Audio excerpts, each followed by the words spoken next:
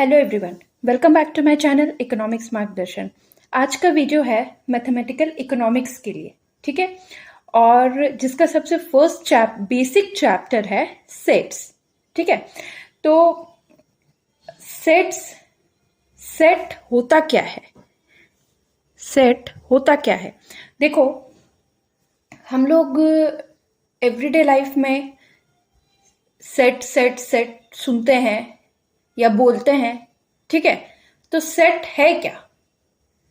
एक सेट ऐसे एक तो बहुत ही कॉमन सी चीज है, हम हमेशा बोलते हैं या सुनते हैं, जैसे फर्नीचर सेट, ज्वेलरी, ठीक है, ज्वेलरी सेट। तो फर्नीचर सेट या सेट ऑफ फर्नीचर, ये हमने क्यों बोला? क्योंकि उसमें टेबल, चेयर, बेड, ठीक है, सोफा, वो सारे चीजें इंक्लूड होते हैं जो हमारे फर्नीचर में आते हैं, ठीक है, जिनको हम फर्नीचर कह सकते हैं, ठीक है। और ज्वेलरी सेट, ये हम ज्वेलरी सेट कब बोलते हैं? क्योंकि उसमें बैंगल्स, इयररिंग्स, नेकलेस, ये सारे मिलकर एक ज्वेलरी सेट तैयार करते हैं। और फर्नीचर के केस में सोफा, बेड एटसेट्रा एटसेट्रा मिलकर एक फर्नीचर का सेट तैयार करते हैं, ठीक है, यानी उसका एक कलेक्शन बनाते हैं, ठीक है। तो सेट का मतलब क्या हुआ? ठीक है, सेट का मतलब यानी कि कलेक्शन और ग्रुप, ठीक है, कलेक्शन और ग्रुप ऑफ ऑब्जेक्ट्स यानी समूह, ठीक है। अब जैसे समूह क्या, कलेक्शन और ऑब्जेक्ट। अब देखो, ज्वेलरी सेट में जब हम लोगों ने ज्वेलरी सेट की बात की, ठीक है, तो हम वहां पर फर्नीचर के किसी सेट को तो नहीं ले सकते हैं। सपोज हम ज्वेलरी सेट की बात कर रहे हैं तो ऐसा तो नहीं है कि हम उसमें सोफा को इंक्लूड कर देंगे, या हम फर्नीचर की सेट की बात कर रहे हैं तो उसमें हम इयररिंग्स को इंक्लूड कर देंगे। तो हम सेट बोलते हैं, ये कब बोलते हैं? जब कोई भी कलेक्शन ऑफ ऑब्जेक्ट्स होता है ऑफ पर्टिकुलर काइंड, यानी कि कोई भी पर्टिकुलर काइंड के ऑब्जेक्ट्स जब एक ग्रुप बनाते हैं तब उनको हम सेट बोलते हैं, ठीक है। ये एक तो जनरल मीनिंग हुआ, ठीक है। अब है कि मैथ्स में सेट क्या होता है। देखो, सबसे पहले कि मैथ्स में सेट का कंसेप्ट दिया किसने? देखो, जाहिर सी बात है, ये तो पूछा नहीं जाएगा कि सेट का कंसेप्ट दिया किसने, लेकिन जब हम पढ़ रहे हैं तो जानना तो बनता है कि सेट का कंसेप्ट दिया किसने, ठीक है, सेट का कंसेप्ट आखिर दिया किसने। तो सेट का कंसेप्ट दिया जॉर्ज कैंटोर ने, ठीक है। अब एक सेट का प्रॉपर डेफिनेशन क्या होगा मैथमेटिक्स में? तो सेट होता है well defined collection of distinct objects. Well defined collection of distinct objects, well defined यानी कि स्पष्ट, ठीक है। Well defined collection of distinct objects का मतलब क्या हुआ? कि जो चीजें हम सेट्स में इंक्लूड कर रहे हैं वो स्पष्ट होनी चाहिए, ठीक है, क्लियर होनी चाहिए, ठीक है। अब जैसे मान ले मैंने आपको बोला कि रेनबो में जितने भी कलर्स होते हैं उनका एक सेट बनाओ, ठीक है। ये एग्जांपल से क्लियर हो जाएगा, 2-3 एग्जांपल से, कि आपको मैंने बोला कि रेनबो में जितने भी कलर्स होते हैं उनका सेट बनाओ, ठीक है। तो मैंने बनाया, ये हमने स्कूल टाइम में पढ़ा है, विबग्योर, यानी violet, indigo, blue, green, yellow, orange and red, ठीक है, ये बन गया सेट। मैंने आपको भी बोला, आपने भी यही सेट बनाया। आपके दोस्त को बोला, आपके दोस्त ने भी यही सेट बनाया। किसी और को बोला, उसने भी यही बनाया। यानी हम जितने लोगों को बोलेंगे सब यही बनाएंगे, ठीक है। हम अगर कितने लोगों से भी पूछ ले कि आप रेनबो के कलर्स का सेट बनाओ, तो हर कोई यही बनाएगा। हम इसको चेंज नहीं कर सकते, वो पर्सन टू पर्सन वेरी नहीं करेगा, ठीक है। ये वेल डिफाइंड है, ठीक है,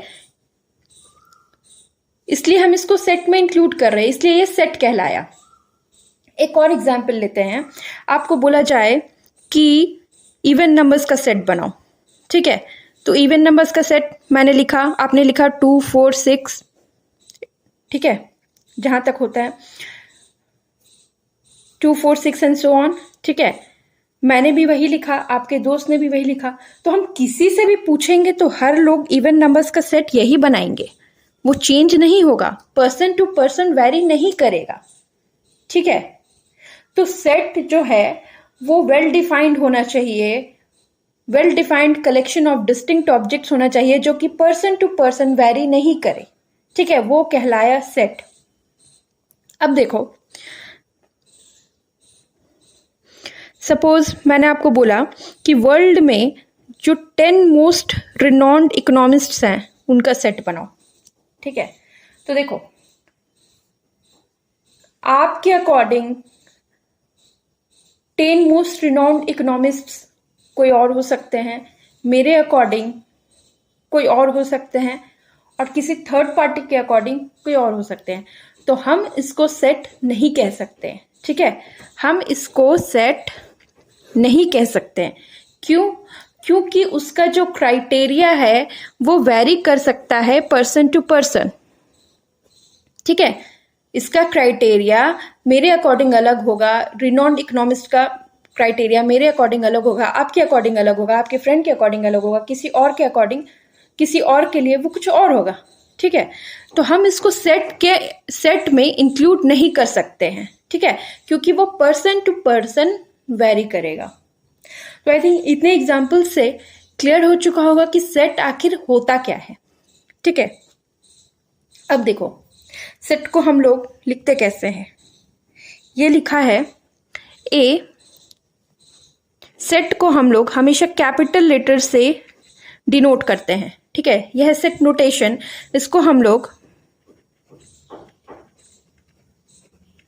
नोटेशन, ठीक है, इसको हम लोग कैपिटल लेटर्स से डिनोट करते हैं, जैसे A B C D etcetera, ठीक है।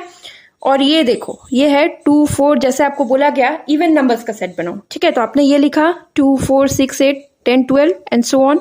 तो ये जो है ये कहलाएंगे एलिमेंट्स और मेंबर्स और ऑब्जेक्ट्स ऑफ अ सेट, ठीक है, एलिमेंट्स और मेंबर्स और ऑब्जेक्ट्स ऑफ अ सेट, और इनको हमेशा हम करली ब्रैकेट्स के अंदर रखेंगे, ठीक है, करली ब्रैकेट्स के अंदर रखेंगे, और इनको हमेशा हम कॉमा से सेपरेट करेंगे। देखो 2 है 4 है, तो इसको हम लोगों ने कॉमा से सेपरेट किया है और इसको करली ब्रैकेट्स के अंदर रखा है, ठीक है। तो एलिमेंट्स और मेंबर्स, और या एलिमेंट्स कह लो या मेंबर्स कह लो या ऑब्जेक्ट्स कह लो, इसको हम लोग एलिमेंट्स, मेंबर्स और ऑब्जेक्ट्स कहते हैं, और इसको हमेशा स्मॉल लेटर्स से डिनोट करते हैं, ठीक है। सेट को हम लोग कैपिटल लेटर से डिनोट करते हैं, और सेट के एलिमेंट्स या मेंबर्स या ऑब्जेक्ट्स को हम लोग स्मॉल लेटर से डिनोट करते हैं। स्मॉल लेटर से कैसे? मान लो आपको बोला गया कि इंग्लिश अल्फ़ाबेट में जितने भी वॉवेल्स आते हैं उनका सेट बनाओ, तो आपने लिखा AEIOU, ठीक है, तो इसको हम लोग स्मॉल लेटर्स से लिखेंगे, ठीक है। तो सेट को हम लोग कैपिटल लेटर से लिखते हैं, और सेट के एलिमेंट्स को या ऑब्जेक्ट्स को या मेंबर्स को हम लोग स्मॉल लेटर्स में लिखते हैं, उनको करली ब्रैकेट्स के अंदर रखते हैं और कॉमा से सेपरेट करते हैं, ठीक है। ये एकदम बेसिक सी चीज़ें हैं सेट को लेके जो मैंने इस वीडियो में बताया, ठीक है। तो देखो, मैं ज़्यादा लंबा नहीं कर रही हूँ वीडियो, मैं केवल यहाँ तक ही बता रही हूँ। अब इसके आगे है कि फाइनाइट इनफाइनाइट सेट्स क्या होता है, जितने तरह के सेट्स होते हैं, या कार्डिनलिटी ऑफ अ सेट्स क्या होता है, ठीक है, पावर सेट क्या है, सुपर सेट क्या है, सबसेट क्या है, वो मैं नेक्स्ट वीडियो में डिस्कस करूँगी। आई होप यहाँ तक आपको जो भी बेसिक चीज़ें हैं यहाँ तक वो आपको क्लियर हो चुकी होगी। तो अगर आप लोगों को वीडियो अच्छी लगी हो तो सब्सक्राइब कीजिएगा, और मैं कल इसका ये सेट का दूसरा वीडियो लेकर आऊँगी, तो जुड़े रहिएगा मेरे साथ। Thank you.